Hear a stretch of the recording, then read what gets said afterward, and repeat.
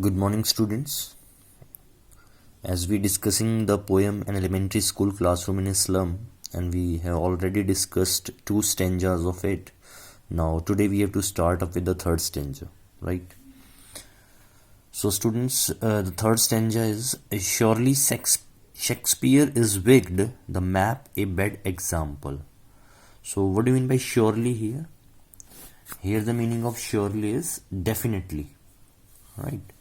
Here the meaning of surely is definitely.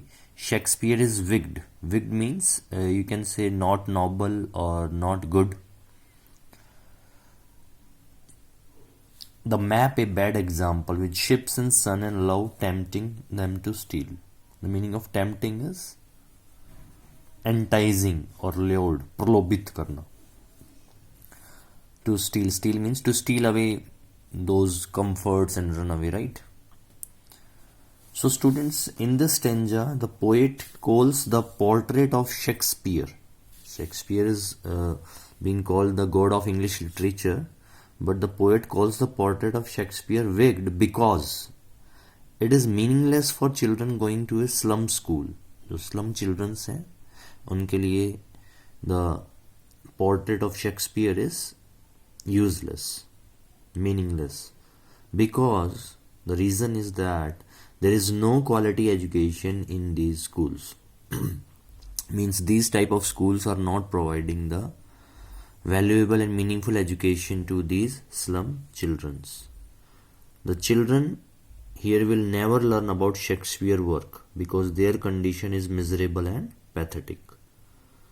Now the next line is the map a bad example. The map a bad example means the map is a bad example because for these childrens their classroom is the whole world for them. There is no world beyond their classroom, means there is no world beyond the poverty, hunger and hopelessness. I repeat the word poverty, hunger and hopelessness. So you can say that these maps are unreal for these children. कि इन बच्चों के लिए जो maps हैं, ये जो world है, that is a unreal world, unreal maps. Now the next line, for lifts the slill turns in their crabbed holes. What is slill? Slill means secretly, or you can say gupt roop se, artfully, right? Turn in their crammed holes. Here the meaning of holes is the layers होती हैं, that is known as holes. From fog to endless night. Here the meaning of endless is without any end. On their slag heap, these children, on their slag. Slag means, students, waste material is known as slag. Heap, जैसे हमने lost spring में पढ़ा था, heap means ढेर. Pile is also the synonym of heap. These children wear skin peeped through by bones. Peeped through means जैसे यहाँ पे हम peep through हड्डियों के लिए use कर रहे हैं, तो we can use the word emerging. Here the meaning of peeped through is emerging by bones, and spectacles means eyeglasses of steels with mended glass, like bottle bits on stones. Bits on bits. Here the meaning of bits is pieces. So now students, in these lines, the poet said the beautiful world with its offerings like the suns, ships, love and care only tempt them to steal. ये सारी चीजें बच्चों को अपनी ओर आकर्षित करती हैं, tempt करती हैं, प्रलोभित करती हैं. Because why they can not have all these worldly things, क्योंकि वो चीजें उनके पास नहीं है, और जो चीजें हमारे पास नहीं होती वो हमें अट्रैक्ट करती है, टेम्प्ट करती है. They live in a crammed holes like hutments and there is no end of their misery. और वो इन crammed holes में रहते हैं, इन झुग्गी झोपड़ियों में रहते हैं, और there is no end of their misery. उनकी जो दुर्दशा है उसका कोई अंत दिखाई नहीं देता. Means they are living in the perpetual state of poverty. Perpetual means never ending state of poverty. There is a, you can say that there is a perpetual state of what? Perpetual state of gloom, perpetual state of hunger and despair. उनके हाथ लगती है तो last में desperation means निराशा लगती है. Now students, in the next line the poet says that their bodies look like garbage heaps. उनका जो शरीर है that is like garbage heaps and they are very skinny and their bones are peeping out of their skins. उनकी जो bones हैं, जो हड्डियां हैं, जो वर्ड है ना peep through by bones means उनकी हड्डियां जो बाहर निकल रही हैं, that is like peeping out of their skin. Means जो उनकी state है, the state of poverty is intensified by the fact कि जो the glasses which these childrens wear, जो ग्लासेस उन्होंने पहन रखे हैं, are crackled and look like a broken pieces of a bottle. That's why their condition is very miserable, very pathetic. And the last line you see all of their time space are foggy slum. Here the meaning of fog is full of fog. Meaning of slum is जैसे गंदी बस्तियां, that is dirty settlements are known as slums. So blot their maps. Here the meaning of blot is kalank. You can say a synonym. Blemish is a synonym of blot. Their maps. What do you mean by their maps, students? Their maps means maps with places for the rich, with slums as big as doom. What do you mean by doom? The synonym of doom is hell. So in these lines, all of their life is being destroyed here in the slum. उनकी जो पूरी जिंदगी है वो यहाँ slum में destroy हो चुकी है because they are not getting the meaningful and appropriate education. They are not getting the appropriate environment.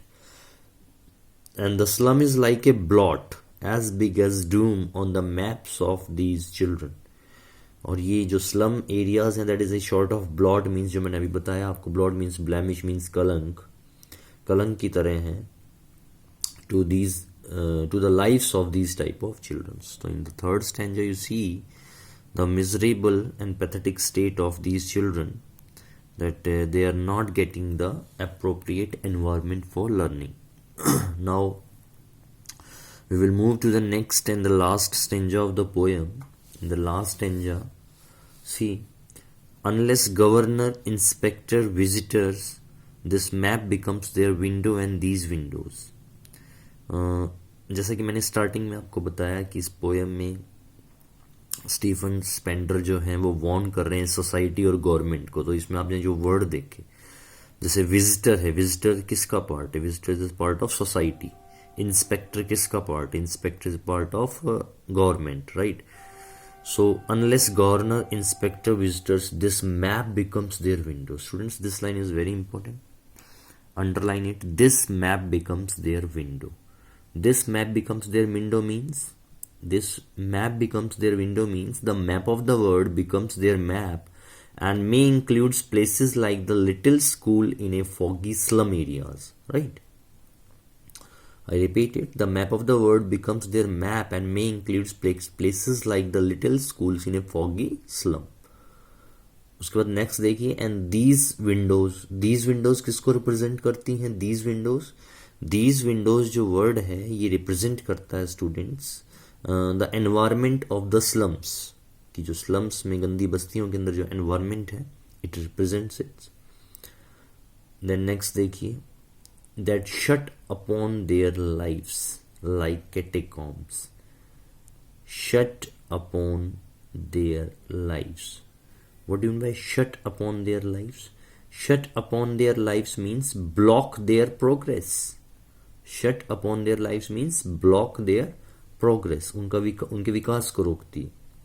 Like catacombs. Catacombs बोलते हैं स्टूडेंट्स जो अंडरग्राउंड ग्रेव्स होती हैं, तहखाने में जो कब्र होती हैं, that is known as catacombs. So you can see that these children you can say that will continue to suffer this hell. ये जो बच्चे हैं ये कंटिन्यूली सफर करते रहेंगे. कब तक? Unless government officials like governors, inspectors और educationist who visit such schools and come forward to help them. Means these type of children definitely come forward to help these type of slum children. Means in this poem or in these lines, the poet also wants the civilized world to bridge the gap between them and the world of these children. Means they should offer these children a glimpse of a better tomorrow or a better world, so that the maps become their windows to the beautiful and charming world outside.